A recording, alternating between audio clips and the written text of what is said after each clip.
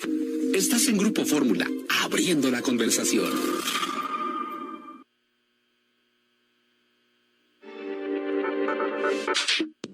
Todo Educación, con Soraya Fon-Roerich. Y tengo el gusto de recibir, digo recibir porque estoy acostumbrada a recibir a la gente aquí en cabina, pero evidentemente con la contingencia, con el COVID-19, pues no lo estamos haciendo de esta manera. Todas las llamadas son vía telefónica y tengo el gusto de saludar a Pedro Daniel Martínez. Él es profesor de la Escuela Nacional de Trabajo Social de la UNAM. ¿Cómo estás, mi querido Pedro? ¿Cómo te va? Hola, Soraya, es un gusto saludarte. Pedro, como tú eres una persona de academia, ¿eres licenciado, eres doctor? No te he preguntado ese tema. Soy doctor. Doctor, perfecto. ¿Doctor en qué? En pedagogía. Ah, muy bien, muchas gracias.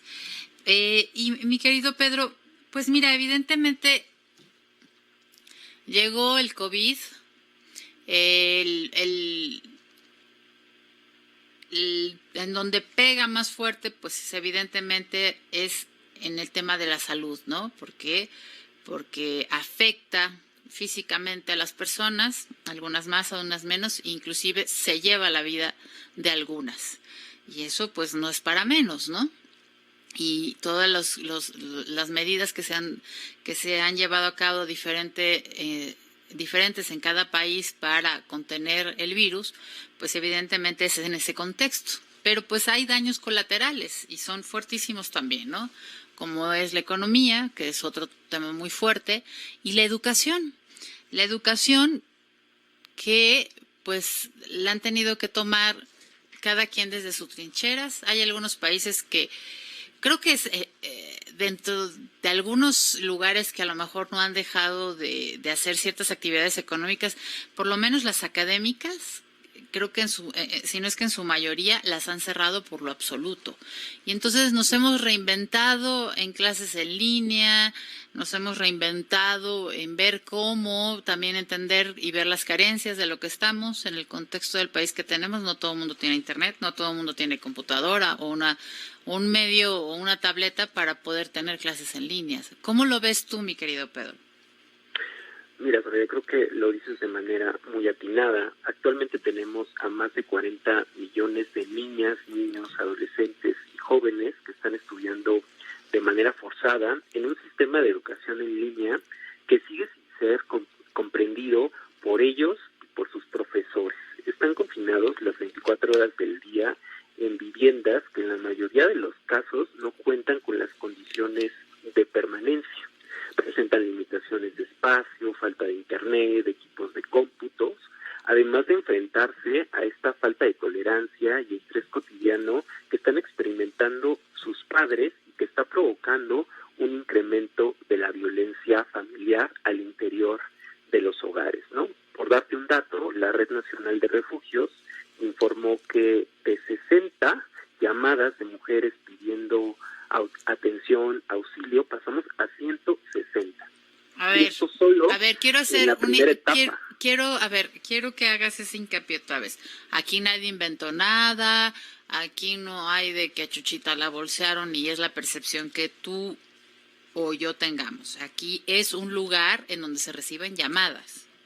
Sí, por supuesto, y entonces esto está desatando que se dé una oleada de violencia muy importante donde las principales receptoras son las mujeres y después niñas, niños y adolescentes. Y tiene que ver con toda esta crisis global que estamos viviendo, una falta de administración del estrés, de la tolerancia por parte de los padres, quienes no estaban acostumbrados a convivir las 24 horas del día en una misma vivienda. Sí, claro, y además el mandar a los hijos a la escuela, evidentemente, porque pues se mandan para que también adquieran conocimiento, es también un espacio, ¿no?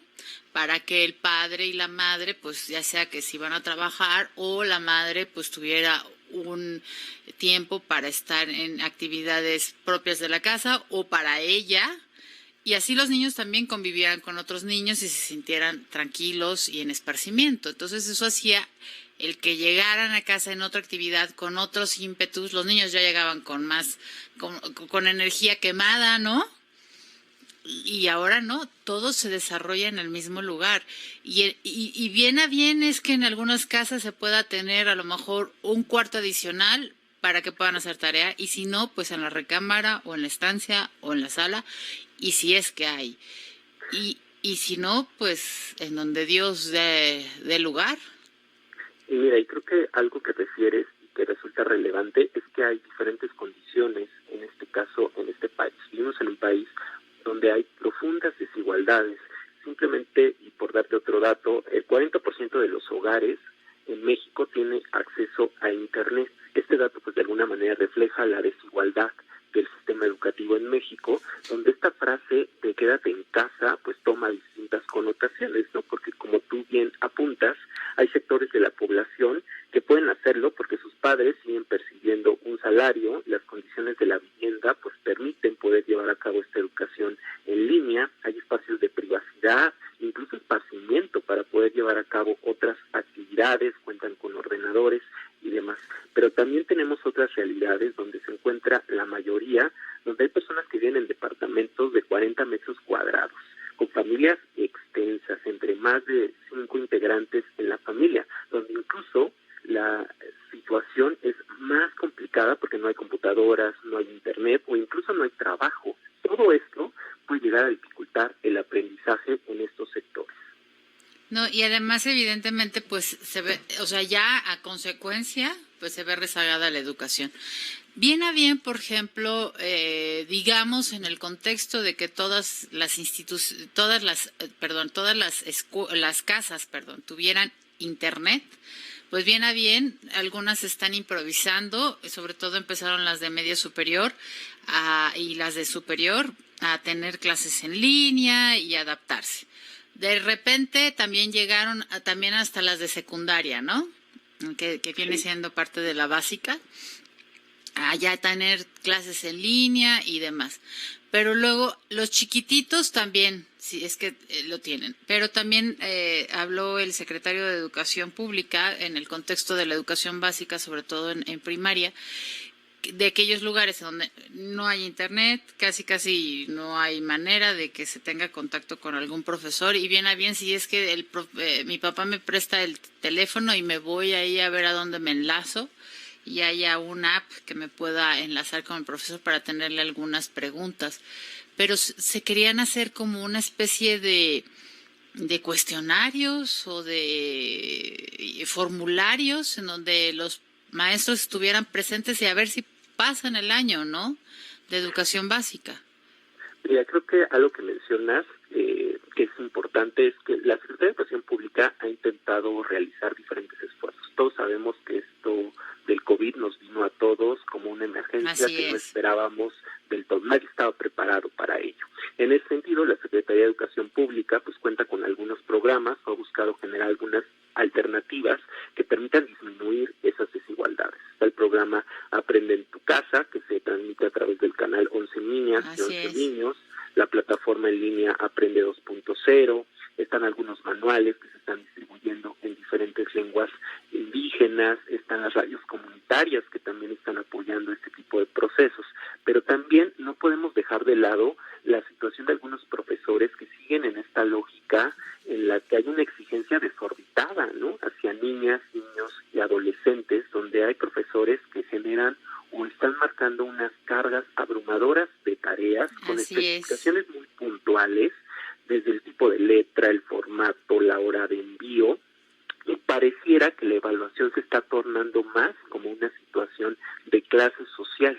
Es decir, quienes cuentan con todos los medios y las condiciones para poder entregar en tiempo y forma sus tareas van a ser los que van a tener mejor evaluación, y los que no cuentan con esas condiciones. Y creo que ahí tendríamos que poner acento en la necesidad de que los profesores seamos mucho más sensibles a todo esto que estamos viviendo y a las realidades tan diversas que está teniendo nuestro alumnado. Y también en el contexto académico también está haciendo todo pues como una odisea, si lo puedo llamar así, porque los maestros pues se están viendo necesitados de tener un internet de buena banda, ¿no? Para que no se corte. Las herramientas suficientes pues para poder captar la atención de los alumnos, porque yo insisto, el tener clases en línea no es lo mismo que estar en el aula. En el aula, por ejemplo, si mi hija yo pongo el ejemplo de lo que tengo en casa, si mi hija estaba 8 horas en clase, entonces lo mismo que 8 horas sentadas en un mismo lugar y viendo una pantalla. ¿Por qué? Porque 8 horas en los salones de educación tradicional te paras, bajas, vas al recreo, platicas con el amigo, platicas con el maestro, ríen, estás viendo la cara, es otra comunicación corporal, ¿no? Y acá una pantalla estática donde, pues si bien a bien tienes un buen internet y podrás ver la cara de tus otros compañeros, no te da la oportunidad de tener estar todo el tiempo con la atención suficiente para tomar una clase y tener los conocimientos adecuados. Claro, mira, creo que este cambio que se generó de sistema, de pasar de un sistema presencial a un sistema en línea, pues a todos nos cayó de sorpresa, pero de entrada muchos profesores, incluso que tienen una cierta formación con el uso de tecnologías educativas, para ellos fue complicado. Ahora imagínate para los profesores que presentan muchas resistencias en el uso de tecnologías educativas, se dieron en la necesidad de cambiar el sistema en la forma en cómo ellos organizaban, planeaban, desarrollaban, en este caso, sus clases. Entonces, esto implicó un cambio en el cual no necesariamente todos se están adaptando de manera adecuada, ¿no? Porque no nada más es mandar PDFs, mandar lecturas. Doctor, vamos a una pausa y regresamos para seguir ampliando el tema y platicar de esto que es sumamente importante y cómo se encuentra la educación en tiempos de COVID. No se vaya, seguimos aquí en Tu Educación.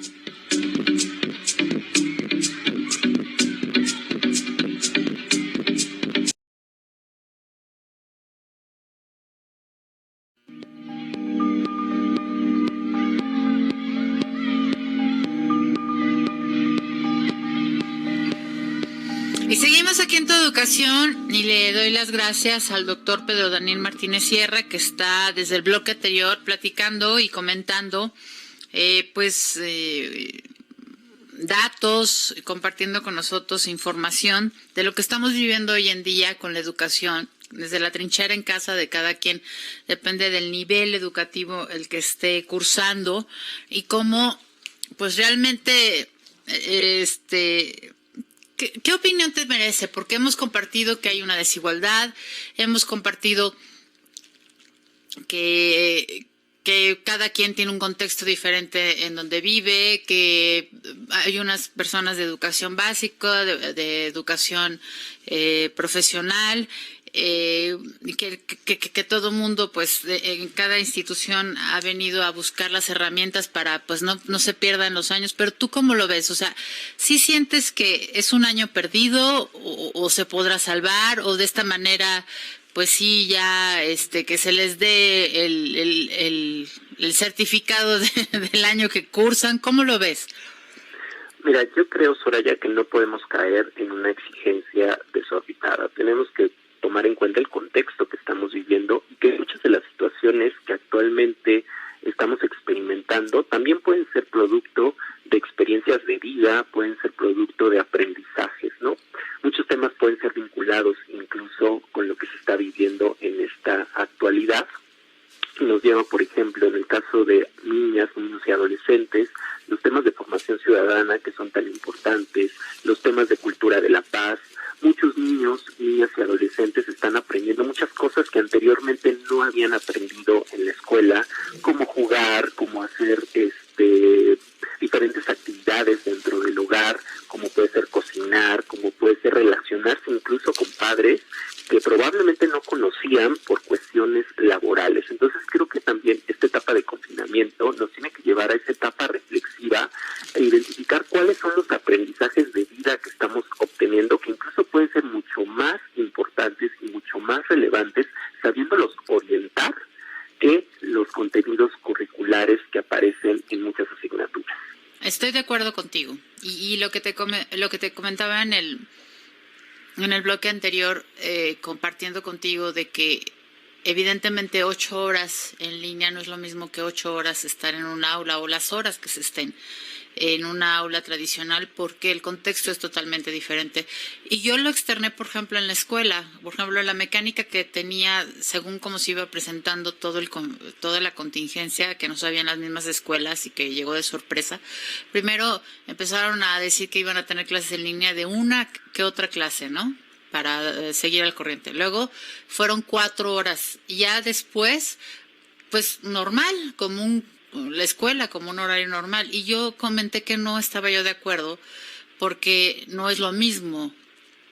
Y que también había otras cosas que se tenían que estar aprendiendo en el contexto que se está, como el ser empáticos, lo que está sucediendo a nivel mundial, el que ellos también aprendan a conocer sus emociones, el ver cómo reaccionan sus padres. Todo esto evidentemente es conocimiento y es un aprendizaje. Por supuesto, ¿no? Creo que seguramente vamos a tener, una vez que termine este proceso de la pandemia, mucho rezago educativo, ¿no? Y probablemente también mucha deserción por parte de niños, por parte de jóvenes, porque la situación que vamos a estar viviendo en materia económica va a obligar a que muchos niños empiecen a trabajar, porque hay mucho trabajo infantil, a que muchos jóvenes también tengan que dejar la escuela, también por la crisis económica que vamos a experimentar.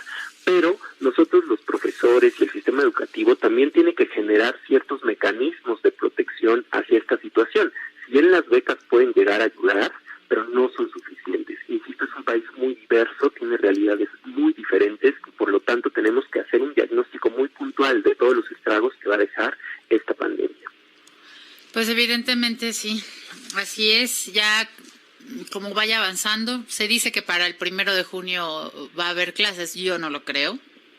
Pero no está escrito en piedra, yo también no lo creo y lo comparto. O sea, es que así estaban desde el mes anterior. Sí. Entonces yo no lo creo pertinente, y no porque sea negativa ni mucho menos, pero evidentemente al llegar al paso de ir a la escuela, estamos hablando de ya un movimiento masivo.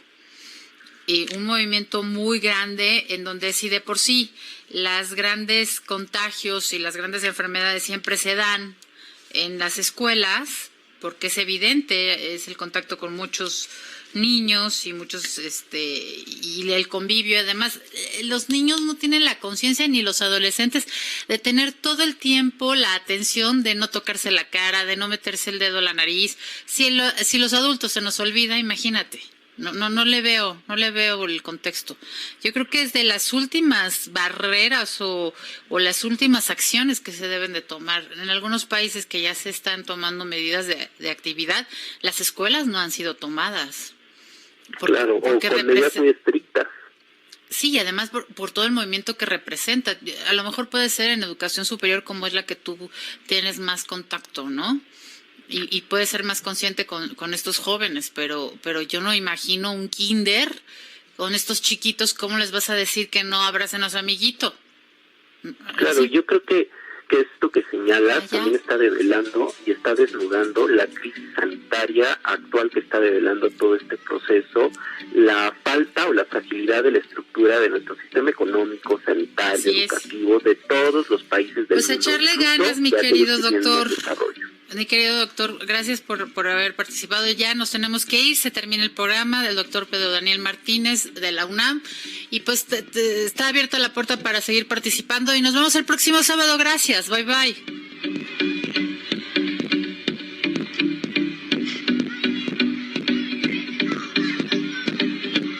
Este es un Grupo Fórmula, abriendo la conversación.